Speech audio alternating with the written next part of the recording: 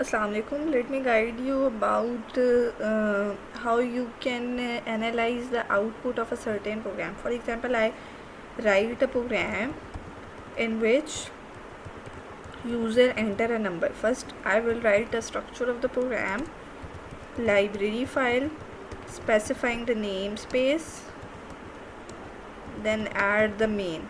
हम जो भी सारा कोड लिखते हैं वो हम क्या करते हैं, मेन के अंदर लिखते हैं. ठीक है, इसका मतलब है कि जब भी हमने आउटपुट एनालाइज करनी है तो हमने मेन की फर्स्ट स्टेटमेंट लिखनी है. पहले हम प्रोग्राम लिख लेते हैं. फॉर एग्जांपल आपके पास एक प्रोग्राम है जिसमें आपके पास एक नंबर है और यूज़र से वो नंबर लिया जा रहा है. प्रिंट हो रहा है एंटर आ नंबर. ठीक है, और सी इन आपने क्या करना है, नंबर करना है. अब ये प्रोग्राम क्या करता है, ये प्रोग्राम चेक करता है कि आपका नंबर इवन है या odd. Number modulus 2 equal to 0. अगर नंबर का मॉडुलस 2 के साथ लें और वो 0 आ जाए तो इसका मतलब है कि वो इवन नंबर है. एल्स वो क्या है, इवन ना इवन ऑड में तो ये होता है कि या तो नंबर इवन होता है या ऑड होता है. तो एल्स वो नंबर जो है वो हमारे पास ऑड नंबर आ जाता है. ठीक है, तो आप जो भी नंबर एंटर करते हो वो आपके पास उस नंबर को इवन या ऑड में क्लासिफाई करते हैं. अब आपने आउटपुट एनालाइज करनी है. जब भी आपने आउटपुट एनालाइज करनी है आपने फर्स्ट लाइन लेनी है. फर्स्ट लाइन में क्या है, एक वेरिएबल डिक्लेयर हो रहा है. ठीक है, आउटपुट का क्या मतलब है, स्क्रीन के ऊपर जो चीज़ आ रही है. अब ये वेरिएबल स्क्रीन पे नहीं आ रहा. ठीक है, ये वाली आउटपुट स्टेटमेंट नहीं है, टाइप डिक्लेरेशन स्टेटमेंट है. तो इसको हम देख लेंगे कि एक नंबर है कोई. फिर हमारे पास आउटपुट स्टेटमेंट. ठीक है, सी आउट क्या है, आउटपुट फंक्शन है. जो भी आउटपुट फंक्शन होगा उसकी जो भी लाइन होगी वो लाजमी प्रिंट, उसका काम क्या होता है, प्रिंट कराना. तो आपके पास जब आप एनालाइज कर रहे हो तो आप ये एनालाइज करोगे कि फर्स्ट सबसे पहले आपके पास स्क्रीन पे प्रिंट होगा, प्रिंट एंटर आ नंबर.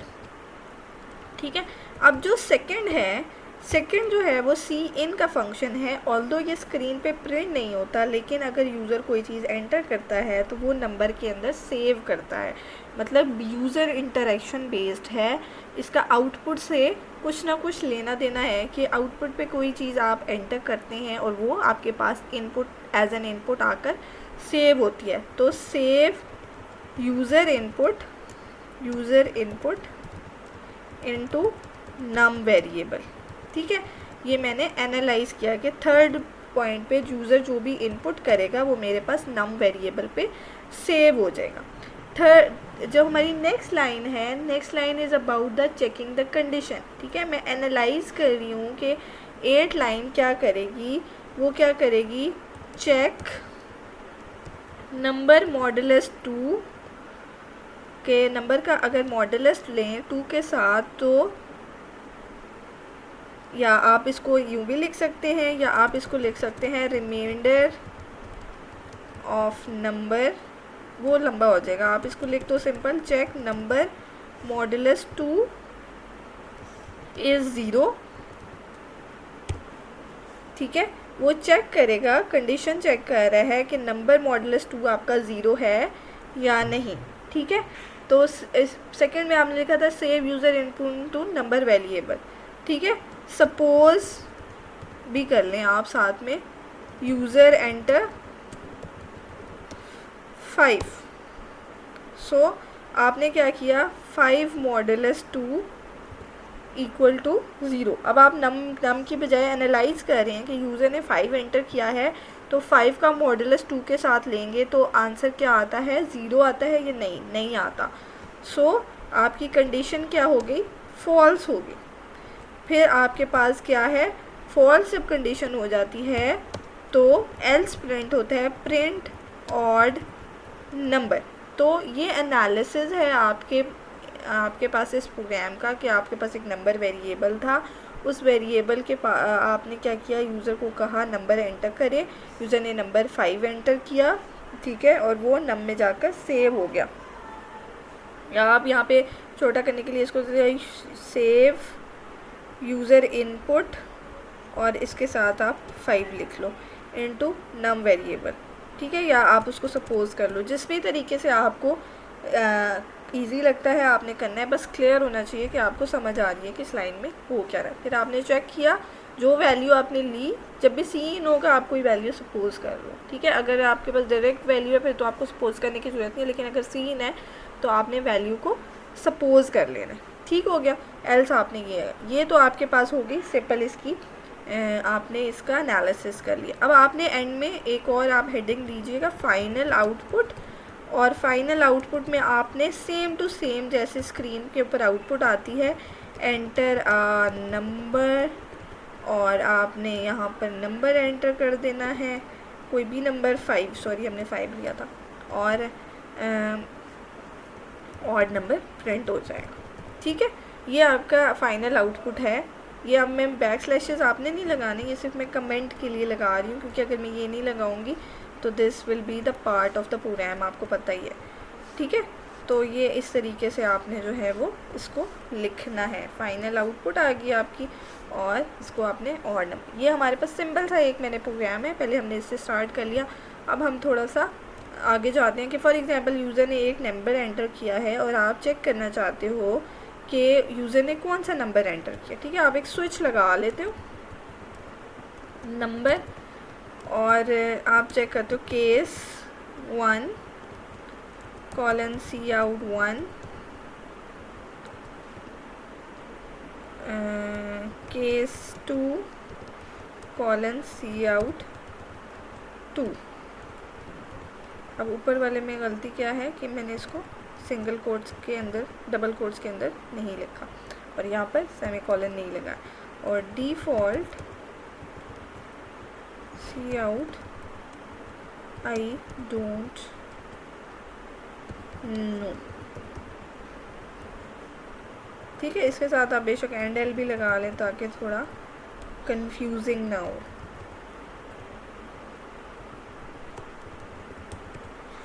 ठीक है। हो सकता है कि अगर आपको एनालिसिस आए तो आपको बता दें कि भी नम की वैल्यू ये थी, ठीक है, और अगर नहीं बताते तो आप सपोज कर लें, ठीक है। अब इसको अगर मैं ट्राई रन करूँ, पहला नंबर है, फिर मैंने लिखा प्रिंट एंटर नंबर, ठीक है, फर्स्ट लाइन ये आ जाएगी हमारी। सेकंड नंबर क्या करेगा, सपोज यूज़र एंटर 1, सही है। तो आप लिख दें सो नम इक्वल टू 1, इस तरह भी लिख सकते हैं आप, वो आपकी अपनी मर्ज़ी है, बस आपका कन्वे होना चाहिए, ठीक है। अब आप स्विच क्या करता है, स्विच चेक करेगा नंबर इक्वल टू 1, ठीक है। स्विच में केसेस चेक होते हैं, पहले चेक होगा नंबर इक्वल टू 1, ट्रू हो गया, ठीक है।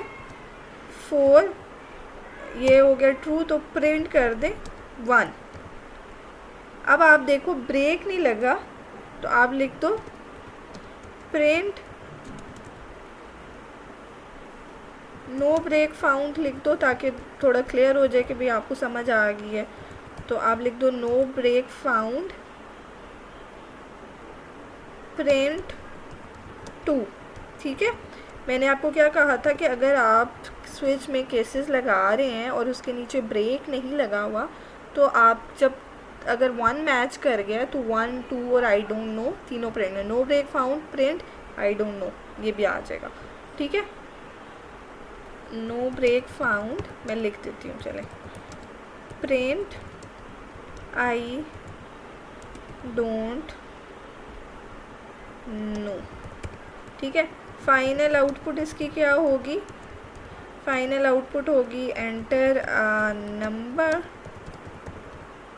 1, यूज़र ने 1 एंटर किया, कॉलन भी था इसमें, ठीक है। आपने देखना है जो एग्जैक्टली जैसे उसमें वैल्यू है उस कोशिश करें वैसे ही लिखें, ठीक है। एंटर अ नंबर 1, और फाइनल आउटपुट इसकी आएगी 1, 2 क्योंकि एंडल लगा हुआ था, और आई डोंट नो, ठीक है। ये वही स्क्रीन है, जब हम इसको रन करें तो ये ब्लैक स्क्रीन के ऊपर आएगा, ठीक हो गया। अच्छा, फॉर एग्जांपल यूज़र एंटर करता है 2, 1 नहीं करता, तो आपके पास नंबर के अंदर क्या सेव हो जाएगा, 2 सेव हो जाएगा। अब आप देख रहे हो नंबर इक्वल टू 1 फॉल्स हो जाएगा ये, ठीक है। तो फिर वो सेकंड केस चेक करेगा, वो प्रिंट नहीं 1 कराएगा, वो सेकंड स्टेज चेक करेगा, नंबर इक्वल टू 2 ट्रू हो जाएगा। तो फिर वो क्या करेगा, अब आपने अगर वो ट्रू हो गया तो उसने 2 को प्रिंट करना है, और नो ब्रेक फाउंड तो आई डोंट नो। अच्छा, केस अगर उसने यूज़र ने 1 एंटर किया था तो 1 प्रिंट होगा, 2 होगा, आई डोंट नो, तीनों प्रिंट होंगे क्योंकि 1 ब्रेक नहीं आ रहा। अगर यूज़र ने 2 एंटर किया था तो 1 ये वाला फॉल्स हो गया, तो ये स्टेटमेंट में जाएगा ही नहीं। ठीक है, 2 के लिए चेक करेगा, ये ट्रू हो गया, 2 प्रिंट करेगा, ब्रेक नहीं मिला तो आई डोंट नो भी प्रिंट कर देगा। तो फाइनल आउटपुट इसकी हमारी चेंज हो जाएगी, एंटर अ नंबर से आ जाएगा 2, और फाइनल आउटपुट पे हमारे पास 2 और आई डोंट नो प्रिंट हो जाएगा। होपफुली आपके पास जो है वो इस तरह की चीज़ नहीं आएगी कि ब्रेक वगैरह ना हो, because this is an logical error कि उसने केस को एंड नहीं किया। ठीक है, समटाइम्स आपके होते हैं केसेस जो होते हैं वो कंबाइन भी आप लिख सकते हैं। फॉर एग्जांपल अगर मैं केस 1 और 3 सेम लिखना चाहती हूँ, तो अगर यूज़र 1 एंटर करेगा तब भी 1 प्रिंट होगा, अगर 3 एंटर करेगा तब भी 1 प्रिंट होगा। तो इसलिए हम अगर कंबाइन केसेस लिखने हैं तो हम शुरू में ही लिख देते हैं, हम ये नहीं करते कि ब्रेक ना लगाएं। ठीक है, तो ये बेसिकली इसका पर्पस होता है। ये हमारा थोड़ा सा इफ़ से थोड़ा डिफ़िकल्ट हो गया। अब हम देखते हैं कि अगर हमारे पास प्रोग्राम में लूप्स आ जाएं तो हम उसको किस तरीके से उसकी एनालिसिस कर सकते हैं उसकी आउटपुट का। ठीक है, फॉर एग्जांपल मेरे पास एक प्रोग्राम है और उसमें मेरे पास एक मार्क्स की अरे है, मार्क्स ऑफ 3 की अरे है, और वैल्यू उसकी है 14, 15 और 17। मेरा ख्याल है मिड में इतने नंबर आ जाए तो बड़ी बात है। अच्छा खैर, इंट आपने क्या करना है, इसको प्रिंट कराना है। तो आप क्या लिखते हो, for int i equal to 0, i less than 3। क्यों? क्योंकि अरे का इंडेक्स 0 से स्टार्ट होता है। ठीक है, सी आउट मार्क्स